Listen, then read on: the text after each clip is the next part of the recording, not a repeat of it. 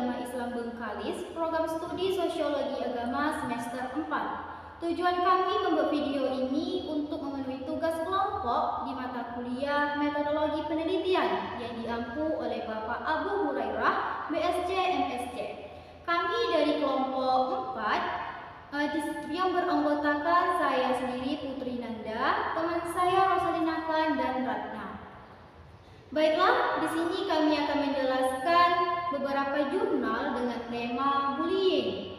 Langsung saja, saya akan menjelaskan jurnal yang berjudul tentang dampak bullying terhadap kepercayaan diri anak di SD Negeri Kedungmundu, Semarang,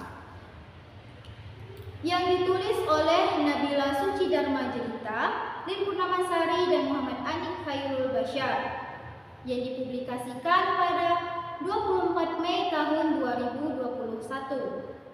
Tujuan dari penelitian ini untuk menganalisis dampak bullying terhadap kepercayaan diri anak di SD Negeri Kedungmundu, Semarang. Metode yang digunakan oleh para penulis yakni dengan pendekatan metode kualitatif dengan studi kasus, teknik pengumpulan data dengan cara mewawancarai langsung kepada pelaku dan korban bullying tersebut. Hasil dari penelitian ini, para penulis mendapatkan hasil beberapa bentuk dari bullying, yakni bentuk verbal dan bentuk non-verbal. Adapun dari bentuk verbal itu berupa mengejek, menghina fisik dan tubuh mereka dan memanggil nama orang tua. Itu termasuk bullying yang dilakukan di SD Kedungmundu, Semarang. Lalu dampak dari non-verbal itu seperti menendang, memukul, bahkan berkelahi di sesama mereka. Tentu ini sangat berdampak buruk kepada anak-anak yang menjadi korban bullying tersebut. Adapun dampak dari verbal dan non-verbal yang dapat ditimbulkan, yakni dari verbal, anak merasa minder, kurangnya rasa kepercayaan diri anak, dan menjadi murung ketika di dalam kelas, dan lebih suka menyendiri di dalam kelas ketika belajar. Lalu, dampak yang ditimbulkan dari non-verbal, itu anak sulit berkonsentrasi ketika belajar. Prestasinya menurun ketika belajar di kelas, merasa takut untuk pergi ke sekolah, dan bahkan merasa kesakitan di tubuhnya diakibatkan ditendang dan dipukuli oleh temannya.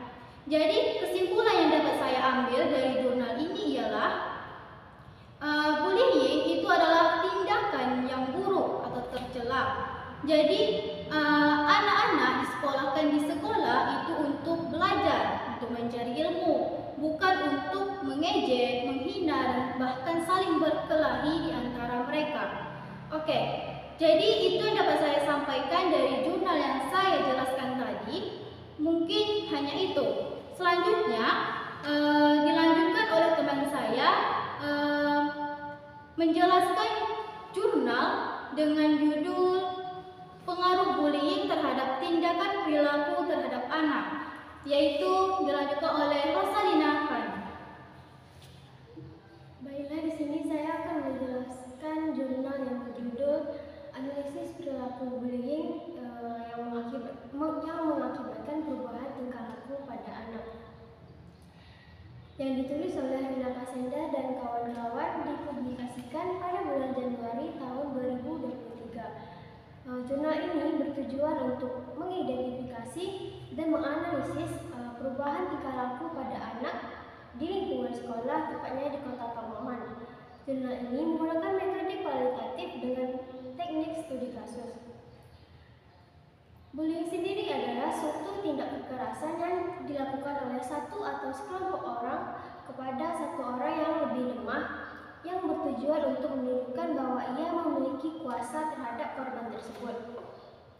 Dalam jurnal ini, NT sang korban juga menjelaskan bahwa ia dibully oleh teman sekelasnya karena ia berteman dengan perempuan, sehingga ia dianggap bencong. Ia juga bilang bahwa dampak dari bullying tersebut membuat rasa percaya dirinya kurang, timbulnya kecemasan diri, yang lebih parahnya lagi timbulnya stres dan depresi yang secara berkelanjutan. Jadi kesimpulan dari jurnal ini adalah tindak bullying sendiri merupakan masalah global yang harus diselesaikan oleh semua pihak. Tindak pencegahan dininya dapat dilakukan dengan pendidikan moral, serta upaya terakhir yaitu melalui jalur hukum. Jalur hukum sendiri merupakan upaya terakhir apabila penyelesaian yang sebelumnya tidak dapat dilakukan sehingga diwajibkan melaporkan sang pelaku ke jalur hukum untuk mendapatkan konsekuensi yang telah ia lakukan. Oke, itulah penjelasan dari teman saya Rosalina Khan mengenai bullying terhadap tindakan perilaku anak. Sekarang dilanjutkan oleh teman saya Ratna mengenai peran guru dalam mengatasi bullying.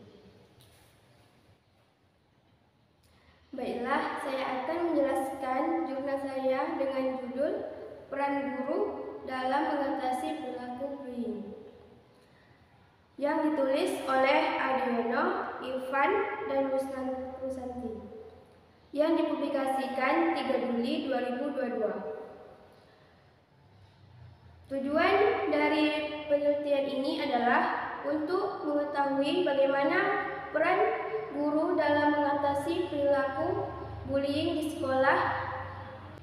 Adapun metode penelitian yaitu dalam penelitian ini menggunakan pendekatan penelitian kualitatif.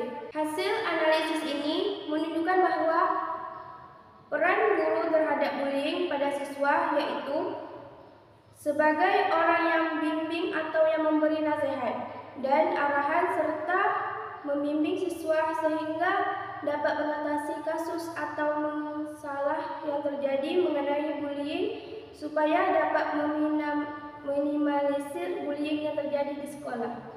Salah satu peran guru dalam mengatasi perilaku bullying siswa. Guru yang berperan sebagai pendidik tidak hanya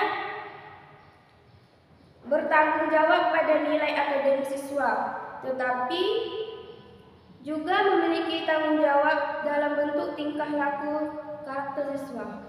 Maka dapat diambil dari kesimpulan bahwa guru telah mengupayakan mengatasi perilaku bullying dengan cara menasehati siswa yang melakukan bullying, dan sebagai seorang guru, hadapilah perilaku bullying dengan sabar. Baik, itulah hasil dari penjelasan kami mengenai beberapa jurnal yang kami jelaskan tentang bullying.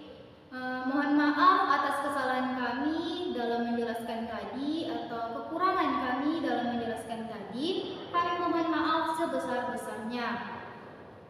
Akhir kata, wassalamualaikum warahmatullahi wabarakatuh.